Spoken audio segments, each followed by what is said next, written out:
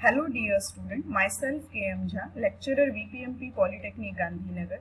I am here again with my new module from the programming in C++. The unit name is constructor and destructor, and the topic that I am going to cover here is types of constructor and destructor. Now we will see the objective. After going through this module, students will be able to understand types of constructor, then parameterized constructor, default constructor, copy constructor, dynamic constructor, and destructor also. Now we will see constructor. Constructors are nothing but it is a special class function which performs initialization of every object. It means they are somewhere behaving like a function only, but it is a special function. Why it is a special function? Because it is having the same name, whatever would be the name of class. So every time the object is created, the constructor is being automatically called by the compiler. Okay. So constructor initialize values to object members. So whereas when we are talking about destructors, on the other hand, it destroys the class object. If the object is no more required in the program, the object which is created by the class, if it is not required in the program, then that is being destructed by the destructor. A constructor, as I said, it is a special member function whose task is to initialize the object of its class. So every time the object is created from any of the associated class, constructor is automatically called to initialize the value. It is a special because its name is same as the class name. The constructor is invoked whenever an object of its associated class is created. So compiler automatically invokes the constructor. Explicitly we are not calling. Once the object is created, constructor is automatically called by the system. So this is example of constructor. You can see here the name of the class is integer, and similarly the name of the constructor is also integer. It is example of default constructor as there is no argument here in the bracket. If there is no argument, so it is an example of default constructor, and the values that we are initializing here 0.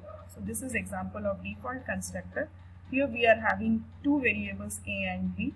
This constructor is under the category of public access modifier, whereas these variables are under the category of private, as we have not declared anything. If we are not declaring anything, it means in C++ they are part of private access modifier. So this is about characteristics of constructor. They should be declared in the public section of the class declaration.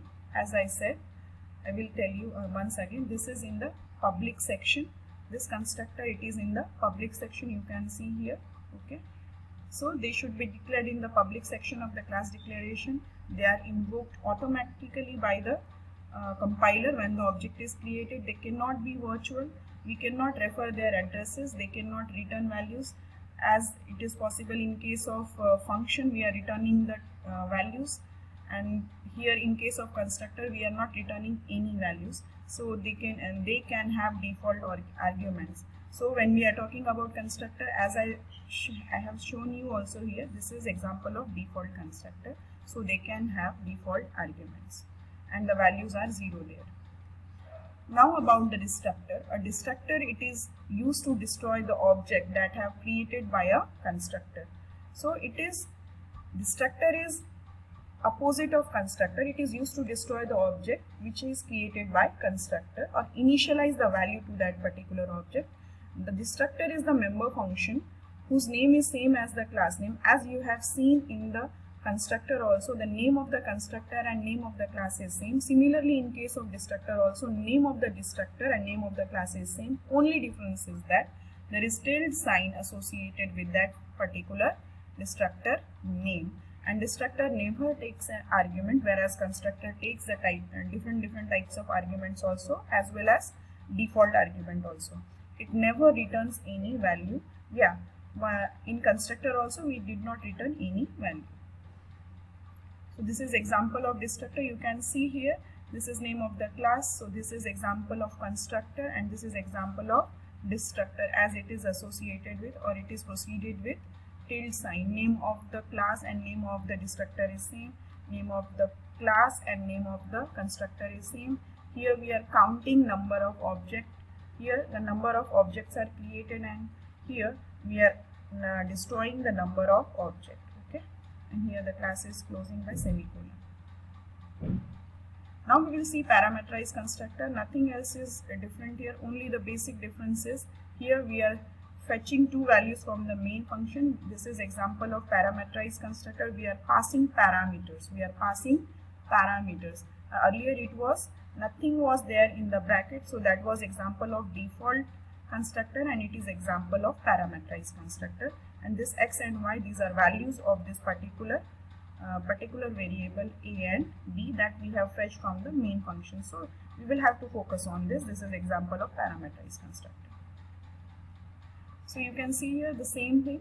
This is example of parameterized constructor. We are passing two parameters. It means we are passing the values from the main function. You can see here we pass two values. This is the value of x and this is the value of y that is being fetched in the particular class. And this you can see here constructor values. Default constructor, we have already seen the example. Now we will see we had talked about the constructor. Now we will see default constructor. So it is possible to define constructor with default arguments. The default argument constructors can be called with either one argument or no arguments. When called with no argument, it becomes a default constructor. So whenever the constructor is called without any argument, then it becomes default constructor. So here it is also example of default constructor, as we didn't pass any argument here.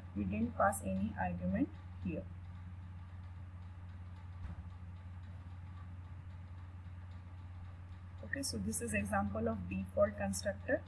So through this example we are trying to go through multiple constructors in a class. So name of the class is point. Two variables we had declared here, x and y, and this is your default constructor as no arguments are here. So it is example of default constructor. We are going through multiple constructors. Okay, this one is example of parameterized constructor. This is example of parameterized constructor. This is example of copy constructor. So through this one example we are trying to cover all the constructor. When we are talking about copy constructor, this particular constructor, through this we are copying the constructor only. So x is having the value. This is the object that we have created. So p dot x, so it would be the value of x, and p dot y, that would be the value of y. So this is example of copy constructor. We copied the constructor completely over here. Okay, and that particular constructor's x value would be the new value of x, and that constructor's y value would be the new value for this y, and that's why p dot x and p dot y. This is the main function. Through this the value we are transferring to each particular constructor. So this is example of default constructor. Here this is example of parameterized constructor. We are passing the values, and here you can see this is example of copy constructor. Whenever we are talking about copy constructor, what we are actually doing, we are actually passing the values of one object to another object. So here we have transferred the value of P2 to the P3. So through this copy constructor, what we are doing, we are transferring the value of that object to the other object. So P2, whatever would be the value of P2, that would be transferred to P3. So you can see here. So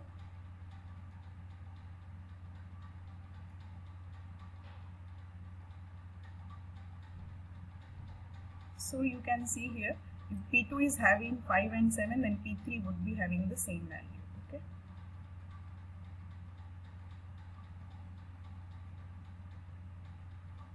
We have already seen the example of copy constructor. This one. This is example of copy constructor. This we have already seen. You can see here the example. Here you can see the value of P1. If there is nothing, it means it is example of default constructor and the values are 0 and 0. P2, this is example of parameterized constructor. This one, 5 and 7, that you can see here. as P2 is copied into the P3 new object, this one. This is example of copy constructor. Okay, copy constructor behaves in a two-way. You can use two different approaches, implicit call as well as explicit call.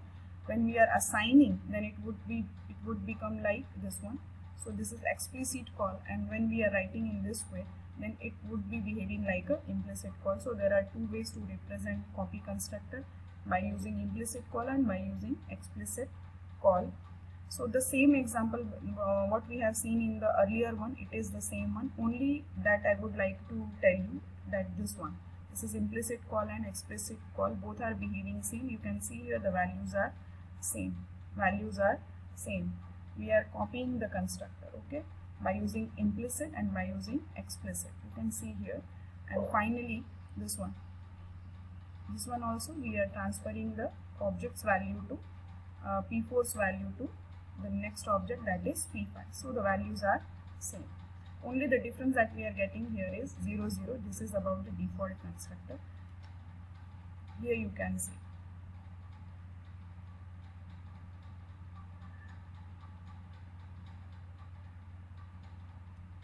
Here you can see, just a moment. Here, once the object is created, the default constructor is called, and in the default constructor there is no value. So we assign the value 0 and 0. So this is the example of all types of constructor. Now we will see the dynamic constructor. What is dynamic constructor? Dynamic constructor, it is used to allocate the memory to the objects at runtime. Generally what happens, we allocate the memory to objects during compilation, but in case of dynamic constructor, we allocate the memory to the objects at the runtime. Memory is allocated at runtime with the help of new operator. So how the memory is allocated at runtime? With the help of the operator that we are using is new, and by using this constructor we can dynamically initialize the object. So we are initializing the object as what we were doing in constructor. We are initializing the object by assigning the values. Here also we are doing the same thing, but here we are doing everything in a dynamic way. It means during the runtime. But how we are doing? By using the operator new. So this is, you can see, so whenever we are talking about dynamic constructor, you need to use the pointer variable. So here we have declared one variable P, which is of the type pointer. Okay, this is name of the class is dynamic constructor. The pointer variable, it is compulsory whenever we are talking about dynamic constructor. It means we will have to use the pointer variable.